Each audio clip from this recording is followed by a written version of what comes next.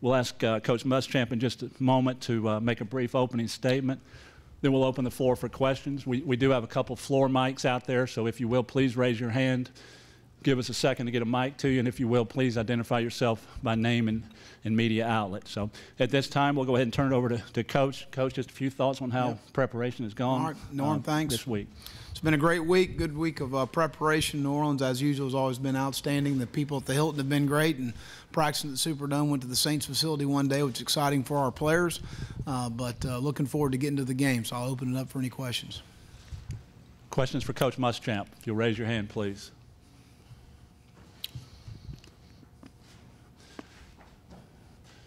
Graham, we have one here. Leslie, second row. Go ahead. Will, can you talk about at preseason this year? You were talking about how your defensive stats were a little inflated last year because teams didn't take chances. Building the better defense that you did this year, a lot of it had to do with the second-year coordinator and depth. But can you just talk about how you guys got better defensively? Well, I think number one's takeaways. I mean, you really want to look at the difference in seasons. Look at turnover margin. We finished top 5 in the country, I believe. But that's been the huge difference in our football season from this year to last year is turnover margin.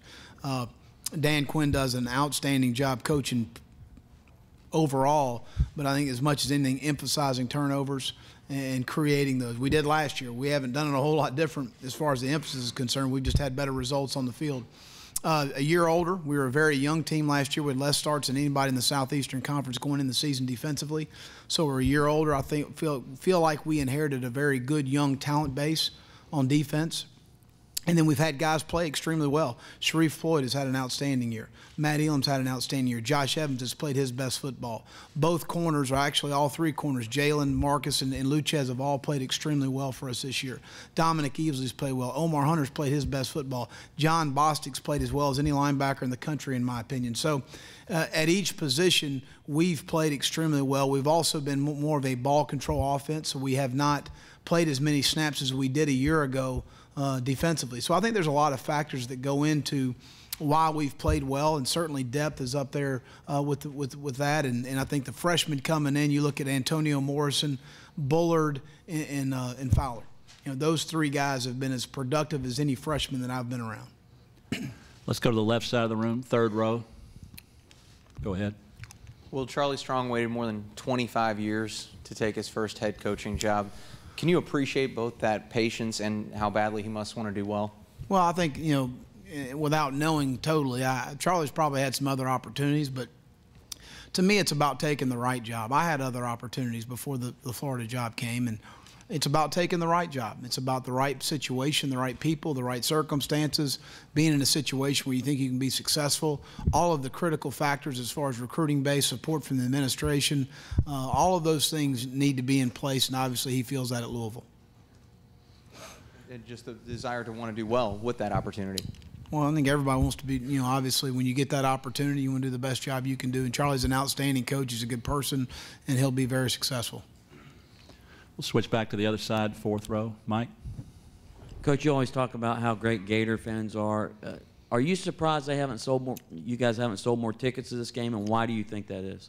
Well, I think obviously, you know, right now economically we're going through a tough time in our country, and I think that certainly has affected everyone, not just Gator fans. And so that's a tough time right now, and you know, there's different ways to get tickets other than going through the University Athletic Association. I think that obviously we're seeing a little bit of a loophole of those things happening as well. Is that a problem, you think? I don't worry about that. I worry about third down and, you know, stuff like that. I'll let Jeremy worry about that. Other questions for Coach Muschamp? Leslie, have one here on the aisle, third row. Will, you've talked about it throughout the season. I'm sorry, Gary Shelton of Tampa Bay Times. You talked about it throughout the season about taking a soft team and making them tough. Is that what you'll remember about what the accomplishment was of this year? And how do you make a soft team tough? Well, you can't talk about it. You got to be about it, and you got to practice that way. And I really, going back to last season, I've said it, you know, going back and looking at our training camp, I felt like that we could have been more physical at practice, but we were so lacking of depth, especially on the offensive line. 1 or 2 injuries could have put us in a really tough situation. And then when we went into bowl practice last year for the Gator Bowl, I said, to heck with it. This is what we're going to do. If we have an injury, we have an injury. But we're going to have to practice physical. You can't talk about being physical. You can't convince yourself you're physical. You've got to practice that way. You've got to do it. And I think the most pleasing results from this year, other than winning games for me, has been winning the fourth quarter. And that's a huge emphasis of our football team as we entered the season, was to be successful in the fourth quarter. And I think there's a lot of factors that go into that. Number one, we're a year older. We're a year more mature, a year more experienced. We're stronger as a football team than we were a year ago. And that's breeded a little bit of a confidence factor with our players. And I think that the weight room certainly for us has been a good change. We'll come to the front row. We have two side by side. Go ahead. When you talk about wanting to make those practices in Jacksonville last year more physical, what specifically was different about those than what you'd done earlier in the year? Well, I think more than anything, just more contact. I mean, that's, you can't you can't talk about it. You got to do it. And we did more live work than we've done as far as just full tackling and things, and a certain mindset that our kids started to understand. That's where we're going to practice. We tried to do it late in the year, and to no avail as far as our improvement was concerned. But when we had more time to focus on it, we certainly I saw tremendous improvement. And you look at the game last year, we took 7 minutes off the clock in the fourth quarter, and when they knew we were going to run it, I saw us making strides. And then our off-season program I thought was outstanding, and then going into spring ball, we had another very physical spring, so it carried over from the bowl prep. And I believe you guys are done with practices now for the week? Well, I will walk through today. So where do you stand in terms of injuries or anything like that? No, we're fine. We're good to go for the game. Switch it there. Thank you. Yeah, well, I know you talked about how pleased you were with the team's maturity since they've been here. Was there anything last night that happened, or was everything was as good. you wanted it? Yep. Okay. And then can you talk a little bit about the 2013 roster, some areas of strength? Can we just concentrate on the Louisville game? Oh, okay. Well, I'll schedule a press conference when we get back. All right. Hayes, I'm not going to sit here and tell you I haven't thought about next year, because I have. You always are thinking ahead as far as, where you are with your roster, and I feel good about our football team coming back next season. I certainly do. But again, right now, my primary focus is on this game and this season, and ending it the right way. We have a couple moving back a few rows on the left side, and then we'll switch over to the right. Coach, would you talk about Louisville a little bit, what you see on the film, so to speak, and also some of the keys to the game for both sides? Well, I think the first thing that jumps out is just Teddy Bridgewater. He's an outstanding player. He's accurate. They put a lot on him at the line of scrimmage as far as the run in the pass game. He's very accurate. I think he makes a very good decision. He creates a lot of off-rhythm plays with his legs, and he scrambles to the throw. He's not scrambling to run it as much as you would think. So I think just a really good decision maker is what I see. I think a very talented receiving core. You look at Parker and Rogers and Copeland are all three guys that can make plays in space. Parker being a guy that's had 9 touchdown receptions this year. Jeremy Rice done a really nice job of filling in at the running back position. Sean Watson's a guy I've got a lot of respect for as an offensive coordinator. A little bit of his Bill Callahan influence as far as his regular personnel and what we call 12 personnel, but also being able to spread the field and get his best athletes on the field. And then defensively, I think Charlie's background speaks for itself. I think they only have one senior starting. Bichelle is a corner. So they have a very young defense, very athletic, run extremely well. Marcus Smith's a guy as a pass rusher that we need to be accounted for as far as protection is concerned. But a team that's played very well. You win 10 games and you win your league, you've obviously accomplished a lot. And it's very you see Charlie's handprints all over their football team as far as how they play and the physicality they play with. We'll move up one row. Yes, Will, you're talking about looking ahead toward the future. How do you feel about LSU being Florida's permanent opponent non-conference, or would you rather see it moved around a lot? Well, there's been a lot of debate on that. I want to do what's best for our league. That's why we have a commissioner.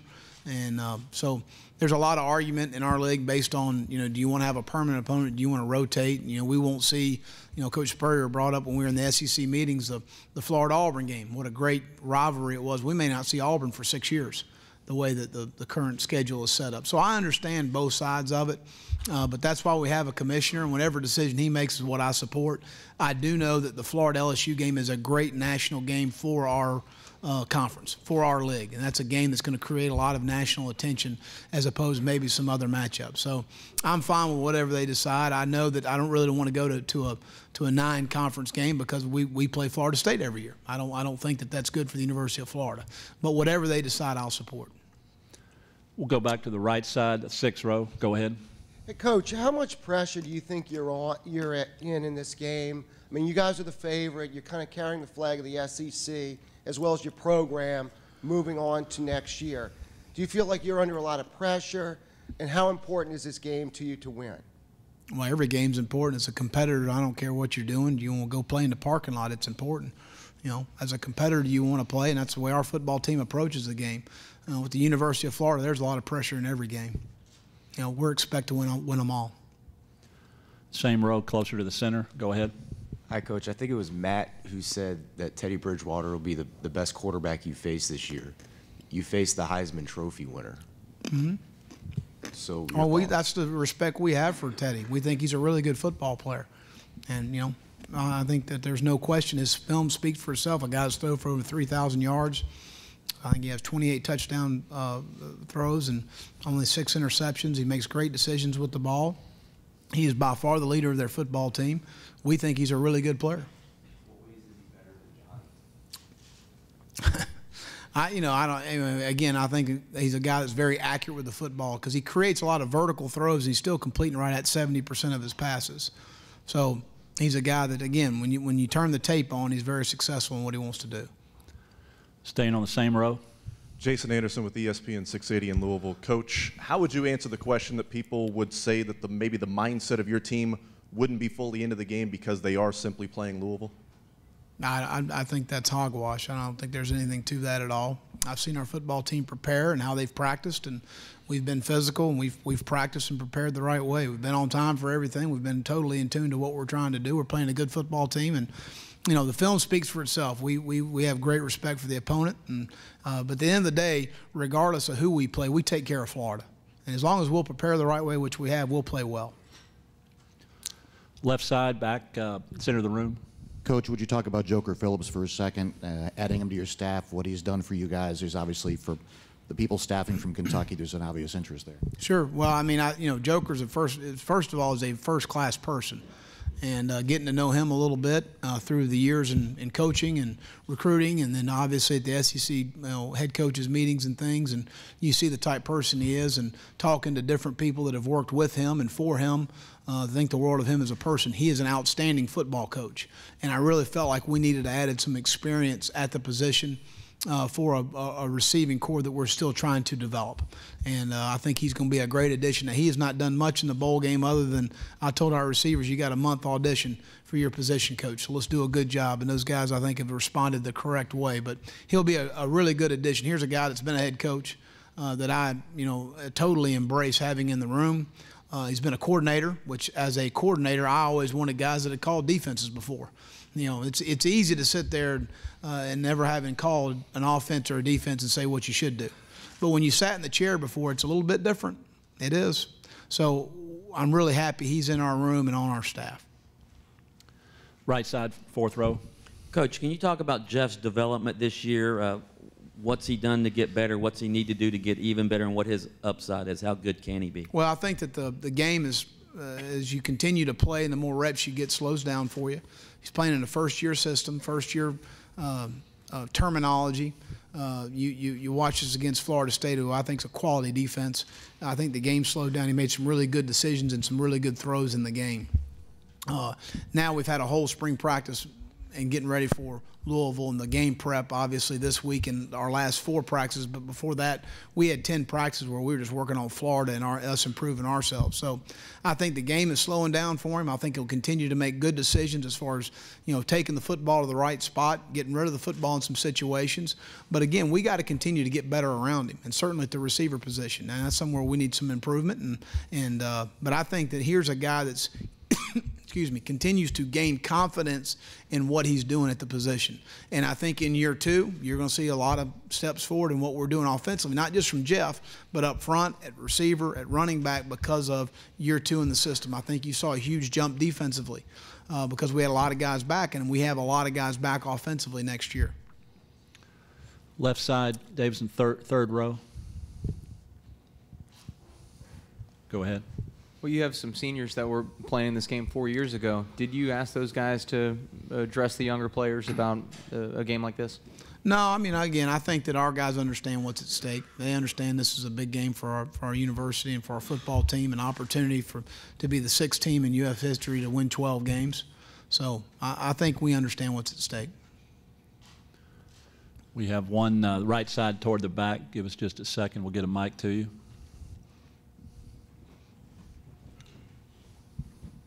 Will Canner, WDRB-TV Radio. Coach, how do you think that Jeff Driscoll is going to perform on a big stage like this? He's only a sophomore, and he's coming into a game like this in New Orleans. How do you think he's going to perform in front of the expectations of a BCS bowl game? Well, again, you know, we play pretty good teams on our schedule all year, and we play in some big environments and some tough places, and he's performed very well. So Jeff's a very level-headed young man. He's not a guy that lets the external circumstances really affect his play and his preparation. I fully expect him to play well. Come up here to the front row. You've already asked 3. You can't ask 4. I think I only asked 2, actually. All right, go ahead. Hayes demanded that you hold a press conference when we get back to Gainesville. Anything different for you guys playing in a dome in terms of Sturgis, I guess, and maybe on offense? Well, you know, obviously adjusting to the lights. You know, we worked in it all week as far as, you know, seeing the punt catchers and the kickoff and then the receivers work and catching the football, because it is a little different with the lights in the stadium there. So we've worked on that, and, you know, kicking in an environment for Sturgis is good for us. So, you know, we could probably be at the 38-yard line and be in range, you know, for a 55-yard or 56-yard or maybe even to the 40. And did you say yesterday you're going with Roberson at punt returner? Mm-hmm. And kick returner would be? Be Luchez and Andre DeBose. Okay. Left side, back of the room. Coach, you mentioned, you know, you had the 10 practices in Gainesville. You've had some practices here. There's been a lot of build-up for this game. Can you kind of take us through what will happen for you for the next 24 hours? What are the final preparations that you guys will go through? Well, it's a normal Friday for us, so we will go and have a team meeting here at noon. We'll have a special teams meeting with our entire unit, then we'll break up offense and defense. We'll bust to the Superdome and have a normal Friday walkthrough, come back to the hotel, have dinner, have meetings and walkthroughs tonight. We don't go to a movie or anything. You know, our guys, they'd rather stay at the hotel and get up in the morning and have some more meetings and walkthroughs, and then eat some brunch and then have some more meetings and walkthroughs, and then go to the stadium and play the game. You know, we don't leave anything to chance, you know, just in case they might forget something before kickoff. Second row, right side, and then we'll come to the center. Will, among the things you established this year was the identity of the way your Florida teams are going to play one of them. Is this what we're going to see, the power running, the toughness, the fourth quarter dominance? I hope so. You know, we want to be more vertically with the passing game. I mean, we want to continue to develop that. We want to be able to spread some people out, because in this league, you know, you're going to face some defenses that in the front seven, you're going to have a hard time running it consistently well. Brent has been, and our offensive staff have been very creative in how we've run the ball. If you look at the different ways we ran it against LSU and South Carolina and Florida State, 3 outstanding defenses.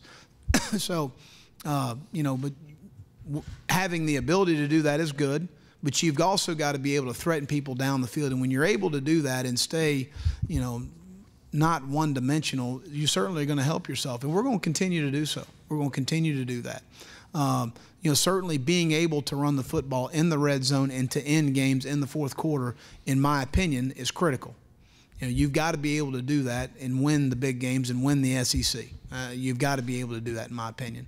And I've been in this league a long time. That's a firm belief I have. Left side, middle of the room. It's often been said that teams are, to some degree, a reflection of their coach's personality. What do you think your team's personality is in terms of the way you are, and what's your sense of the way Charlie's is with the Cardinals? Well, I think that, you know, I asked our guys when I first got to Florida, they needed to take ownership of the football team, and I don't know that we did that in our first year. The accountability and the responsibility, this is your team, it's not mine. It's not the University of Florida's, and I think Charlie would say the same thing because I think he and I have a lot of the same personality. But I certainly think this year that we have taken some ownership within the team. We've handled a lot of the discipline within the locker room. You know, a lot of those things, when you have those things, you start to have some special things happening with your football team. And I think when you turn the tape on and you see our guys play, they play hard, they play fast, they play physical, and they have fun. And when your football team is doing that, there's two things to me as a head coach you've got to have. You got to have great discipline, you got to have great morale. So if you have a team that's a really happy team and it understands that line of discipline, then you can really have some special things. And I think this football team has been a great example of that. It's a fun team to coach, it's a fun team to be around, but it also understands that line, and that's important to me. Left side toward the back. Go ahead. Coach, it would seem you guys have a pretty sizable advantage special teams-wise. How important could that be in this game? Well, again, you go into bowl games, to me, the more mature teams that approach it the right way are critical. But you're going to look at tackling. It's going to be an issue in the game. You know, you go back and look at some of the games you've been sitting there watching on ESPN at night, and tackling's an issue. Execution on both sides of the ball, and special teams. You know, Clemson could have cost themselves a game by getting a blocked extra point last night. So those are the three things I've talked to our team about that we've got to do a good job in. This will be our final question for Coach Muschamp. Right side, I think it's the 5th or 6th row. Go ahead. Coach, you talked about Teddy Bridgewater and Marcus Smith specifically, and also said Louisville's film speaks for itself. Anybody else stand out on film to you? Well, the receiving core, Rogers and Parker and Copeland, are three guys that made explosive plays throughout the year. You just continued every game you turn on. They're getting on top of people. They're making plays down the field. Parker's got 9 touchdown receptions. He's a big red zone guy. They like to really double move you down in the red zone, so they do a really nice job. They're #1 red zone offense in the country. So there's no question that they've you know, certainly moved the ball offensively well versus everyone they've played. Defensively, anybody that you see outside of Marcus Smith? Well, Michelle's a guy that obviously covers very well. You know, but I think, you know, again, you're very young across the board, especially at the linebacker position. But some guys, again, they're typical Charlie Strong defense, well coached. They're where they're supposed to be. They're going to execute very well. You're going to have to make plays to beat them. Thank you, Coach.